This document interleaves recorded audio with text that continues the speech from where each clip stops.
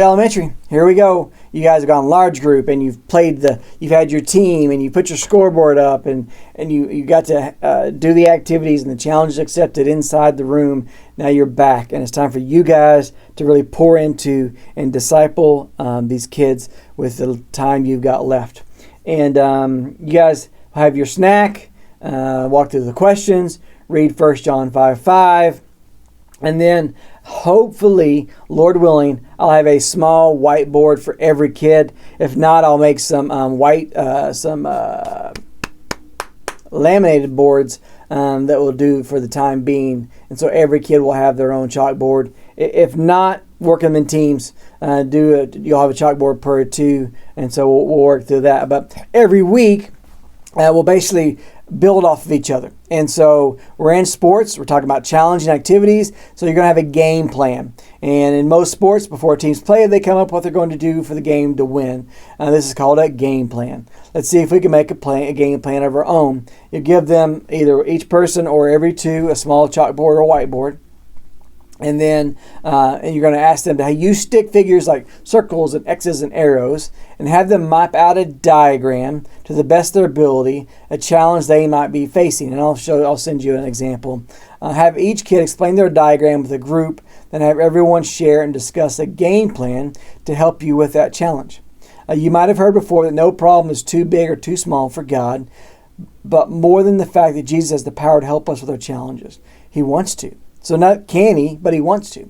So just like we came up a game plan with our challenges, the next time you cross something difficult, remind yourself, Jesus takes care of me. And so I will try to have a example game plan for you. But so maybe their struggle is they haven't listened to their parents, or they get angry at their siblings. I don't know. There's all kinds of struggles in there. But what kind of game plan can they come up with to get out of that? So what's the challenge they're facing? To have quiet time. What's the challenge they're facing? Doing what their mom wants to do the first time, and don't be afraid to share the gospel. All these kind of things. So anyway, so try to walk them through that, and then let's see. There's the memory verse. You'll have 3 bases of white paper. And then the pentagon, which is the baseball bases, and the home plate. We'll put a portion of the verse on each base, and then we'll spread them out. Don't have them. We'll try to tape them down, but maybe you shouldn't have them actually step on the bases because they might slip. But have them walk around and say and go to the bases and shout out that part of the memory verse.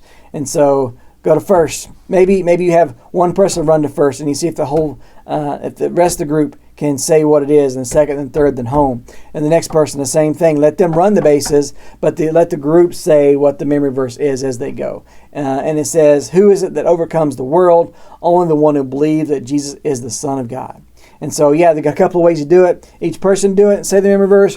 One person run while the rest of the team says the memory verse. But you've got options. Read through it, know the story, pray through it, pray for your kids. Love you guys. I'll see you later.